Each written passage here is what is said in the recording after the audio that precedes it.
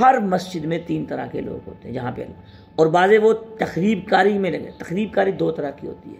ایک مفسرین نے لکھا ہے تخریب کاری ہوتی ہے ظاہری اور ایک تخریب کاری ہوتی ہے معنوی. ظاہری تخریب کاری کسے کہتے ہیں؟ کہ انسان مسجد کا رخ بدل دے، مسجد کا ڈھانچہ بدل دے، مسجد گرا دے یا مسجد کی جگہ کوئی اور چیز بنانے کی کوشش کرے. یہ ایسے تو کوئی نہیں کر سکتا. کفار نے کیا تھا، بیت اللہ کو کی جگہ انہوں نے اور جو بت بنا دی. اور ایک ہوتی ہے یعنی اس کا سارا سٹرکچر اور ساری چیزیں اس کے اندر عبادات کا رخ ہی بدل دیا تھا، بت لا کے رکھ دیتے. ایک ہوتی ہے مانوی تخریب کاری. یہ ہر مسجد میں ہوتی ہے. اس کے ماحول کو بدلنا، اس کے اندر غلط عقائد کو بیان کرنا، غلط چیزیں بیان کرنا جس کا تعلق دین سے بھی نہیں ہے دنیا سے بھی نہیں، اپنی سیاست کو لے کے آنا، پھر انتظامیہ بن کے بیٹھ جانا. میں تو یہاں ایک بات کہوں گا کہ انتظامیہ مسجد کی ایسے لوگوں کو ہونا چاہیے جن کو مسجد کے چندے کا بھی علم ہو کہ یہ خرچ کہاں کرنا ہے اور کیسے کرنا ہے، اور اسی طریقے سے ان کو اتنا تو علم ہو کہ اگر مسجد میں اتنے پیسے آ گئے کہاں کیا کیا خرچ کرنا ہے. یہ بہت بڑی عالمی سازش ہے کہ مسلمانوں کی جو عبادت گاہیں ہیں ان کے اوپر جو درس دیتے ہیں یا جو نماز پڑھاتے ہیں یہ ایسے ان کے ہاتھ پاؤں پر کاٹ کے رکھ دیں، ان کو ایسا ایک جو کہتے ہیں کہ ایسا رکن بنا کے رکھ دیں کہ یہ بیچارے ہر طرف سے مفلوج ہو جائیں. آپ دیکھ لیں کسی بھی مسجد میں جا کے دیکھ لیں، مسجد کے امام کی تنخواہ کتنی ہوتی ہے؟ 15 سے 20 ہزار ہوتی ہے، 30 ہزار ہوگی شہروں والی مسجد. اور اب ایسی مسجد بھی میرے علم میں ہے جہاں پہ امام کی تنخواہ 3 ہزار ہے، 5 ہزار میرے علم میں ہے. پورا سال وہ اللہ کا نماز پڑھا رہے ہیں. اور جو پیچھے نماز پڑھنے والے حاجی ہیں، نمازی ہیں، ان کی اربوں اور خربوں کی فیکٹری ہیں. اور وہ اس کو مسجد کے امام کو 1000 روپیہ بھی مہینے بعد دیتے ہوئے اس کو تکلیف ہوتی ہے. اور بازار میں کمیٹیوں میں جلسوں میں اور رنگ برنگی جو محفلیں ہوتی ہیں ان کو سجانے کے لیے لاکھوں خرچ کر دیتے ہیں نام بنانے کے لیے. اب مؤذن کی تنخواہ دیکھ لیں. یہ بہت بڑا المیہ ہے مسلمانوں کے لیے. ہم مسجد کو ہاتھ سے تو نہیں ختم کرتے، ہم مسجد کو ہتھوڑے اور اس کے ساتھ تو ختم نہیں کرتے، تھوڑے کے ساتھ تو نہیں توڑتے، لیکن ہم نے اندر سے مسجد کے جو انتظامات ہیں ان کو ایسا کھوکھلا کیا ہوا ہے. ہر مہینے، ہر ہفتے، ہر جمعے کو چندہ کرنا پڑتا ہے کہ مسجد کا بل آ گیا. ایسا کیوں ہو رہا ہے؟ کیوں ہو رہا ہے ایسا؟ کبھی سوچا ہے؟ مسجد کا بل آ گیا جی، گیس کے پیسے نہیں ہیں، تنخواہیں نہیں ہیں، پانی کا بل نہیں ہے جی، موٹر خراب ہے جی، فلاں مسئلہ ہے جی، فلاں مسئلہ. اس کی بڑی وجہ یہ ہے دوستو، جیسے ہم اپنا گھر بنا کے رکھتے ہیں، جیسے ہم اپنی فیکٹری کا خیال رکھتے ہیں، اپنے دکان کا خیال رکھتے ہیں، اپنے کاروبار کا خیال رکھتے ہیں، یہ اللہ کے گھر ہیں، ان کا بھی ہمیں خیال رکھنا چاہیے. جو ان کے اندر کام کر رہے ہیں ان کا بھی خیال رکھنا چاہیے.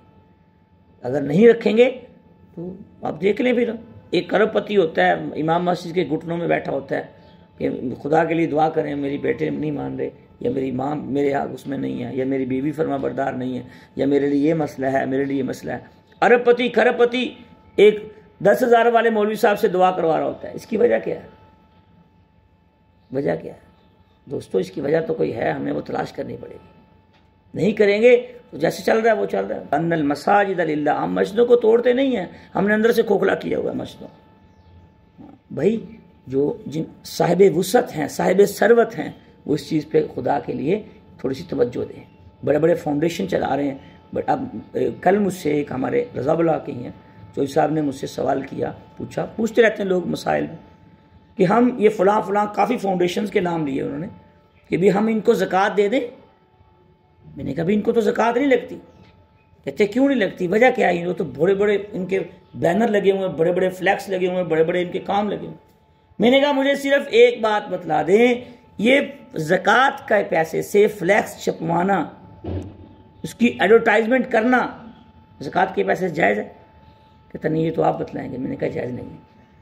میں نے کہا یہ لوگ لاکھوں نہیں کروڑوں پیسہ، کروڑوں روپے آپ کے زکوٰۃ کے پیسے ایڈورٹائزمنٹ پہ لگا رہے ہیں اور غریب بھوکے مر رہے ہیں، اور یہ کروڑوں روپیہ اپنے آپ دکھلاوے اور ریاکاری پہ لگا رہے ہیں. دوستو یہ جب علماء سے دور ہوں گے تو پھر ٹی وی اور ڈرامے کے اوپر یہ جو چیزیں دیکھیں گے، موبائل کے اوپر جو چیزیں دیکھیں گے، وہاں پہ دین اپنا کنورٹ کر کے اس کے مطابق اپنے فیصلے کریں گے زندگی کے، اپنی زکوٰۃ کے، اپنے روزے کے، اپنے حج کے، اپنے سارے معاملات کے. ایسے نہیں ہونا چاہیے. میں نے ان کو مشورہ دیا، میں نے کہا کہ آپ کسی بھی ایسی جگہ جہاں پہ مختلف لوگ دین کا علم حاصل کر رہے ہیں، قرآن پڑھتے ہیں سارا دن، آپ کسی بھی دینی ادارے میں چلے جائیں، ان کو 6 ماہ کی 5 ماہ کی 4 ماہ کی جتنی آپ کی زکوٰۃ بنتی ہے اتنی گندم لے کے دے دیں۔ وہ جتنے لوگ قرآن پڑھیں گے ان کے کھانا روٹی، وہاں پہ 80% سے زیادہ لوگ تو غریبوں کے بچے مدرسوں میں پڑھتے ہیں۔ امیر کہاں مدرسوں کی طرف جاتے ہیں، وہ تو بیکن ہاؤس کی طرف جاتے ہیں۔ تو میں نے کہا آپ وہاں جائیں، اپنے ہاتھ سے گندم لے کے دیں، اناج لے کے دیں، گھی لے کے دیں، اور روزانہ کھانا کھائیں گے اور نماز پڑھیں گے، قرآن پڑھیں گے، آپ کے لیے دعا کریں گے۔ تو دوستو، مساجد میں تعاون الفاظ کی حد تک نہیں ہونا چاہیے بلکہ عمل کی حد تک ہونا چاہیے۔ فی حسم و وسع فی خرابی، اس لیے امام مسجد کو کوشش کریں خود مختار کریں، خطیب کو خود مختار کریں، پھر دیکھیں وہ ان کے کام میں کیسے وہ کام کرتے ہیں اور کیسا کام کرتے ہیں۔ اللہ تعالی ہمیں اخلاص سے دین کا کام کرنے کی توفیق عطا فرمائے۔ یہ ایسے لوگ جو تقریب کاریاں کرتے ہیں، جو امام کی مخالفت میں لگے رہتے ہیں، مسجدوں کی مخالفت میں لگے رہتے ہیں، کمیٹیوں کے چکر میں لگے رہتے ہیں، مجھے تو دکھ ہے، اس میں مسجد میں الیکشن ہوتا ہے صدر کے لیے، یہ کوئی سیاسی درس وہ تھوڑی ہے، صدر کے لیے، نائب صدر کے لیے، سیکٹری کے لیے، یہ کیا تماشا بنا ہوا مسجدوں میں؟ ایسے نہیں ہونا چاہیے۔ دیندار لوگ جب مسجدوں میں ہوں گے تو ان کو احساس ہوگا کہ بھئی یہ مسجد کا پیسہ کہاں پہ خرچ کرنا ہے۔ اپنی مسجد کے صدر صاحب فوت ہوئے تو مجھے انہوں نے مسئلہ پوچھا کہ مسجد کے اکاؤنٹ میں 75 لاکھ روپیہ پڑا ہوا ہے، تو اب ہم کیا کریں، دوسرے صدر کے اس کے ذمہ زکوٰۃ ہوگی کہ نہیں ہوگی؟ میں نے کہا آپ نے آج تک تو پوچھا نہیں یہ مسئلہ، اب تو وہ فوت ہو گئے ہیں، اب ان کا پیسہ ادھر کنورٹ کریں گے، اس پیسے پہ کہاں؟ میں نے کہا بھائی مسجد پہ خرچ کریں، کیوں رکھ کے بیٹھے ہیں؟ مسجد کے پیسے سے کیوں کاروبار کر رہے ہیں؟ اپنے اکاؤنٹ بیلنس بڑھا کے کیوں ایسے کر رہے ہیں؟ جن جگہوں پہ مسجدوں کے بل نہیں ہیں، مسجدیں مجبور اور معذور ہیں بیچارے، آپ علاقوں کو وزٹ کریں، ان کا اندر تعاون کریں۔ تو دوستو، یہ نہیں ہونا چاہیے کہ انسان کو کوشش کرنی چاہیے، پورا جہان اللہ کا ہے، ساری دنیا اللہ تعالیٰ کی ہے، جہاں تک ہماری رسائی ہو سکتی ہے وہاں تک جا کے دیکھیں، اپنے حالات دیکھیں، معاملات دیکھیں، اس حساب سے اپنی زندگی بسر کریں، اپنا پیسہ خرچ کریں، یہ ترتیب ہونی چاہیے۔ اولئک ما کان لهم ان يدخلوها الا خائفین، یہ لوگ ڈر کے داخل ہوں، بلکہ اللہ پاک خود ہی فرما رہے ہیں ان کے اوپر اتنا، جو تخریب کاریاں کرتے ہیں ان کے اوپر اتنا روب ہونا چاہیے کہ یہ مسجد میں داخل ہوتے وہ ڈریں۔ اور اب تخریب کاریوں والے صدر بنے ہوئے ہیں، نائب صدر بنے ہوئے ہیں مسجد میں بیٹھ کے، ان کو پتہ ہی نہیں بیچاروں کو حلال کیا ہے حرام کیا۔ آپ ان سے دعائے قنوت سن لیں کسی مسجد کے صدر صاحب سے، آپ نماز جنازہ سن کے دیکھ لیں ان سے، نماز نہیں آتی صدر بن کے بیٹھا ہوا، یہ پیسے کی بنیاد پہ کیا جی مسجد میں چندہ دیتے ہیں؟ تو یہ احسان نہیں کرتے بھائی، جو چندہ دیتے ہیں اللہ کے لیے دیتے ہیں تو اس کا اجر تو اللہ سے لیں، لوگوں سے اس کی واہ لینی تو یہ تو ٹھیک نہیں ہے۔ اللہ تعالیٰ ہمیں صحیح سمجھنے اور بیان کرنے کی توفیق عطا فرمائے۔ وَلِلَّهِ الْمَشْرِقُ وَالْمَغْرِبُ فَأَيْنَمَا تُوَلُّوا فَثَمَّ وَجْهُ اللَّهِ، اللہ کے لیے یہ مشرق اور مغرب۔ یہاں سے مشرکین مکہ جو کا ذکر ہے کہ بیت اللہ میں جس وقت رسول اللہ صلی اللہ علیہ وسلم نے ہجرت کی، 16-17 مہینے بیت المقدس کی طرف جو مسلمانوں کا قبلہ تو رہا ہے، 16-17 مہینے اس طرف مکر کے نمازیں پڑھی گئی، تو وہ یہ کہتے تھے کہ وہی ہے، ایک ہی رخ ہے، جبکہ اللہ تعالیٰ نے اس کی تردید فرما دی۔ اور تو دوسرے اس بارے میں بھی اس کے آگے ذکر آئے گا، وَلِكُلٍّ وِجْهَةٌ هُوَ مُوَلِّيهَا فَاسْتَبِقُوا الْخَيْرَاتِ، اور بھی اس کی تفصیل وہاں پہ موجود ہے، کیا کہ اللہ تعالیٰ کو جس طرف بھی رخ کریں گے اللہ تعالیٰ کی ملکیت اور اللہ تعالیٰ کی ذات کو وہاں پالے گا۔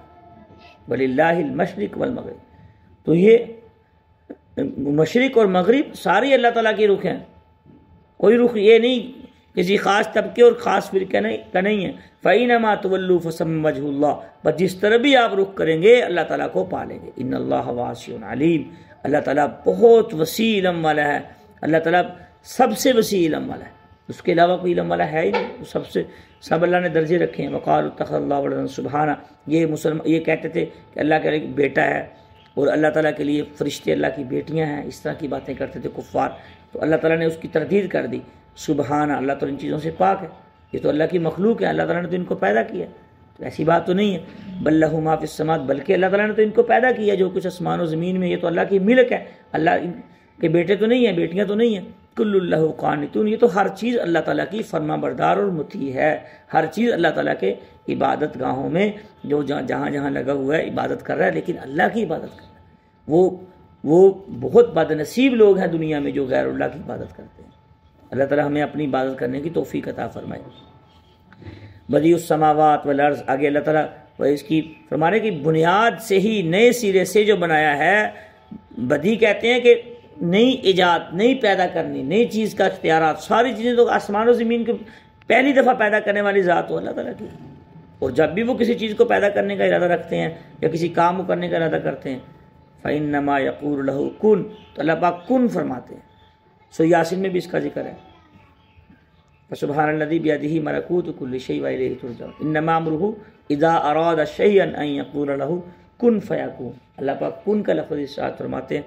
محدثین اور مفسرین نے لکھا ہے کہ اللہ تعالیٰ کن کے بھی محتاج نہیں ہے. یہ تو صرف سمجھانے کے لیے ہے کہ بھی ہو جا وہ ہو جاتا ہے کام. اللہ تعالیٰ محتاجگی سے پاک. ہم اس رب کی عبادت کرتے ہیں جو احتیاجگی سے پاک، جو ہر چیز سے کیا ہے پاک.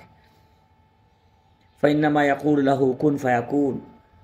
اللہ تعالیٰ جب بھی کسی کام کا ارادہ کرتے ہیں تو اس کے لیے کن کا لفظ ارشاد فرماتے ہیں تو وہ کام ہو جاتا ہے. جو کچھ کہا سنا اللہ تعالیٰ اس پہ عمل کرنے کی توفیق عطا فرمائے.